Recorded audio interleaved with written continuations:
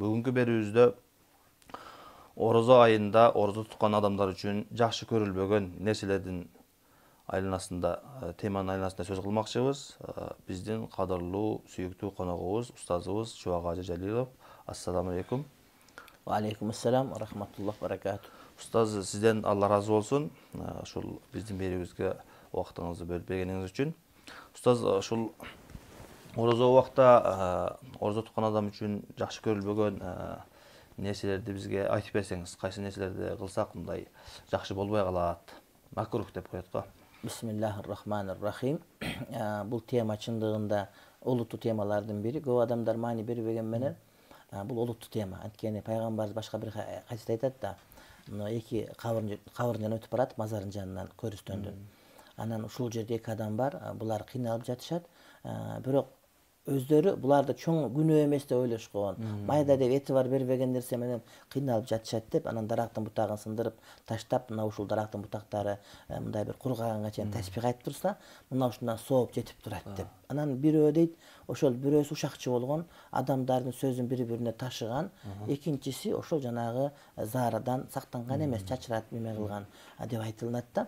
Ошол сыяктуу эле орозонун макрүүлөрү деп айтылганда, бул ошол сүннөттөрдүн тетиреси. Тагыраак айтканда, сүннөт аткарбай коюу бул деген кайсы бир деңгээлде макруh амалды аткарып коюу дегенге келип жатат да.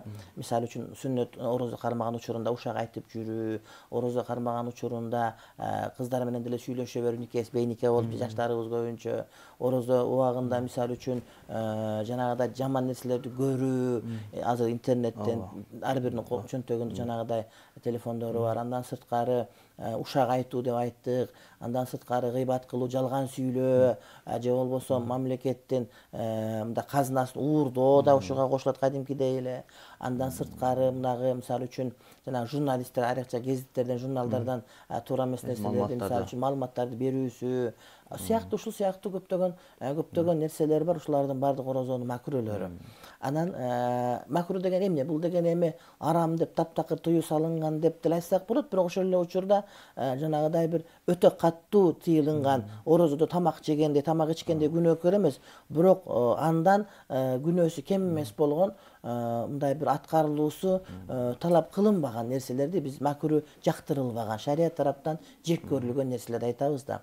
Анан алымдарыбыз кээ бир мындай бир фыкхи, фар'ий маселелерди, орозонун макрүүлөрү деп белгилеп кеткен. Мисалы үчүн бир адам таңын атып калганда шектенип калды, сааты жок болуп калды, азан чуктап калган болуп, атып калды, атпай калды деп калган учурда тамак жеген мисалы үчүн макруh. Анткени өтө маани бериш керек бул маселеге. Эгер саатыбыз так билет эле, календар так билет эле, учурдан пайдаланып ошол жанагы муфтияттын чыгарган календарына мындай бир өтө маани бериш керек дейт элем. Анткени азанчылар уктап калат, анан кээде арганда молдолор чыгып калып, болбойт, менин көзү көрбөй калганына канча жыл болгон, анан чыгып эле азыр таң ата элек башка деп туруп адамдарга жарым саат, бир саат кеч калтырып койгондор бар. Ошондуктан Кудайдан коркуп, ошол муфтияттын өзүнүн жанагы таквим календарына баш ийип, ошону карманыш керек. Бул олуттуу эмгек, ошону карманыш керек дейт элем. Адамдардын орозосу кылган ибадаты бузулуп калбаш үчүн. Албетте, сөзсүз. Анткени көп учурда кээ бир молдокелер чыгып эле мага көрүнгөн жокто үйүн түнөп туруп айта берет да. Болбосо чымшык сайрап качан эле жанагыда таң атып адамдар дыйкандар көчөгө чыгып кеткен болот. Тириликке кетишкен болот. Кеткен болот. Адамдар ошого этият болуш керек. Анан жек адамдар кээде мен мойнума алам деп айта берет экен да. Ал кыяматка барганда өзүнүкү мойнуна ала албай калат. Ошондуктан мойнума алам, кыла бер, мен жооп берем дегендерге маани бербеш керек. Илим жооп бериш керек. Атайын расмий муфтияттын календарын караса, бул ошол таквим Уммул Кура, анан Египеттики, Пакистандыкы, Ислам академияларыныкы, Сауд Аравиясынын өзүнүн таквимдери менен, андан сырткары илимий негизде далилденип, ошого мындай жооп берилет атайын комиссиянын, лажнанын чечиминде чыгарылган календар. Ошон үчүн ага өтө маани бериш керек. Андан сырткары дагы бир нерсе, бул ошол адат болуп калган сагыз чайноо дагы маселеси. Кээ бир адамдар жанагы жаңы сагыз чайнаганда даамы бар шилекей менен кирип кетип бузуп коюп коркунучу бар. Анан кээ бирөө утур чайнап, кайра кулагына чаптап алып, кайра чайнап, мунжуты кетип калды дейт го. Бирок ошол деле макруh, анткени ошол жанагы бир азы бөлүнүп, үзүлүп, ошол тамакка кирип кетиши мүмкүн, айрыкча ирип кеткен учурда. Андан сырткары деги эле сагыз чайноо бул үммөттүн эркектерине макруh, бул ошол аялдарга таандык. Анткени аялдар ошол сагыз чайнаган болсо аларга макул деп табылат дагы. Бирок алар деле элдин көзүнчө мындай чалчаңдап чайнабаш керек, бирок негизинен чайнаганга. Эркектерге бул хидая шарифте келет, макруh деп келет, өтө зарыл болуп калган учурда, тиш тазалоо керек болгон учурда же болбосо башка. Телевизордон карап отурсаң, кээде чоң адамдар деле чоң жерде отуруп чайнап аткандар бар да, ошол өтө ыңгайсыз, өтө туура эмес маселенин адепсиздикке жатат. Адепсиздиктин катарына кошулат. Бул жерде дагы байкаган нерсем устаз, ислам дини ушул адамдардын кылган ибадатынын мындай толук жакшы болушуна өтө көңүл бурат экен да. Албетте.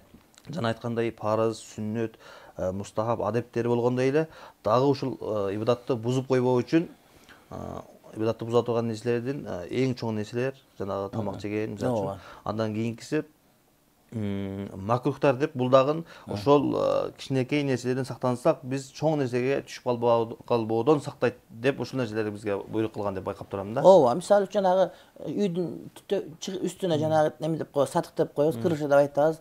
Үстүнө чыгып, азыр бизде үйлөрдүн үстүлөрү тегиз го, жанагы этаж үйлөрдүн. Ошо чыкпай деп айтабы, кулап чүбөсүн деп. Бирок ошо кулап чүү коркунучу ошонун кырына келип калганда билинет да. Ошон үчүн жанагы кайсы бир нерсени бул арамга барба, арамдан мурда макруh деп айтып атканыбыз, ошол макрухга кирбесе арамга кирбейт деген сөз да. Эгерде макрухга кирип кеткен болсо, бул арамга тез эле кирип калышы мүмкүн деген сөз. Ошол жанагы этиет чаралары шариатта каралганда, мындай бир адамдын акылына келбеген бир жол менен каралган, ушунчалык деңгээлде кимдеги макруhдан тартынса, бул парздан тартынат деген маселе. Анан мынагу бизде ушундай бир адат жайылып кеткен, орозо учурунда тамактан ооз тийип дамын көрсө болот, кеңири болуп кеткен да. Туура, эгерде жанагыда күйөөсү абдан ачуулуу болуп, тамактын таамы туура эмес болуп калса, уруп жибере турган, муштап жибере турган акмак пейили, бир ит пейили күйөөлөр болуп калса, ошолордун аялдары тамактын таамын татып көрүп, бирок кайра сыртка түкүрүү керек болот. Ал эми жана жаш балдарга тамак чайнап бергенде, мисалы үчүн, эгерде башка тамак бере турган жок болуп, жана смесь жок болуп, каша-маша жок болуп калып, ошону чайнап бериш гана керек болуп калса, ошондо ошол аял энеси чайнап берсе болот. Ошондо дагы оозун чайкап кетирүү керек, аны тамшаны жутуп албастан. Ошого өтө маани бериш керек. Орозо учурунда ошол соода кылгандар деле балды көрүп деле, башка нерсени көрүп, сары май деле ооз тийип, ой жакшы экен деп, анан кийин орозо дос ийсе боло берет деп өтө катуу кетип калган жери бар. Мына ушул нерсеге этиет болуш керек. Булардын бардыгы зарылчылык убакта гана. Өтө зарылчылык убакытта, эгер ошону көрбөсө, билбесе, олуттуу зыян келип кала турган, же үй бүлөдө бызы чуу болуп кете турган, же балачка калып ооруп кала турган деңгээлде болуп калса, ошондо каралат. Эми зарылчылык ошол жердеги шартка жараша каралыш керек. Анан ошол адамдар ошону зарылчылык деп билген болуш керек. Анан жеке өз зарылчылык деп билип алып эле аткара берсе, бул нерсе таптакыр туура эмес болуп калат деп айтсак туура болот. Устаз, сизден Алла разы болсун. Ушул жерде дагы сурап кете турган нерсе, азыр биз айттык, ушул жаман көрүлгөн нерселерди таштап, адам сүннөттөргө, өзүнө күнүмдүк адатына айландырып калуу үчүн кандай адамда мындай сезим же кандай нерсе болуш керек адамда? Негизи орозонун маани максаты мына ошол жакшы нерселерди өзү адат кылып алсын деген сөз да. Мисалы үчүн карабайсызбы? Адатта көнүп калган жанагы тамак жебеген ушул тамак жеп, анан тамак бартыр тамак жебей коюунун өзү, урушуп кеткиси келсе мен орозомдо токтоп калуунун өзү адам көнсө болот деген сөз да. Ошон үчүн орозодо адам өзүн кыйнап болсо деле, бир аз мажбурлап болсо деле, ошого көнүп ала турган болсо, калган 11 айдын баардыгы ошого көнүп кетет деген сөз. Кээ бир адамдар молдолор сыйкылчыда өлө берет да, ушинте албай атам, кантем, мисалы үчүн сурайт да, мен сабырдуу боло албай атам, кантип сабырдуу болом? Сен сабырдуу болсоң, сабырдуу болосуң десем, мен намаз окуй албайт, кантип намаз окуйм дейт. Сен намаз окусаң, намаз окуп каласың. Айтор адам ошого аракет кылыш керек. Жанагы кыргыздын жакшы бир накыл кеби бар. Кызыл кекиртек кыйла жерге секиртет деп. Дордойго эртең менен саат 3-тө барышат. Ал эмес кээде мен кез сатып алган вечеркага барсам, саат 4-тө базар адам кызып турган болот, таңкы 4-тө. Анда адамдар намаз окуй элек болот да көп учурда. Таң калып карайсың. Ошон үчүн адамдар эгерде чындап бейишке баргысы келсе, чындап жашоосун оңдогусу келсе, анда булар ошол сүннөттөрдү аткарыш керек. Адам моюн жар бербесе, шайтанга моюн бербестен, аузу биллахи минаш шайтанир ражим деп сол жака 3 түкүрүп алып туруп баштай берсе, иншалла Кудай Таала жакшылыгын берет. Устаз, сизден Алла разы болсун. Алла субхана ва таала сиздин илимиңизге береке берсин. Жана бизде ушул орозону сонун кылып, бир Алла Таалага көркөм кылып тутуп берүүгө Алла Таала насип кылган болсун. жана баарыбыз да ушул айтылган макруктөрдөн, арам нерселерден алыскан болсун. Урматтуу телекөрүүчүлөр, сиздер орозо адамдын же болбосо орозо убагында жаман жакшы көрүлбөгөн нерселер деген теманын айланасында сөз кылдык. Кийинки берүүбүздөн көрүшкөнчө саламатта болуңуздар. Ассаламу алейкум ва рахматуллахи ва баракатух.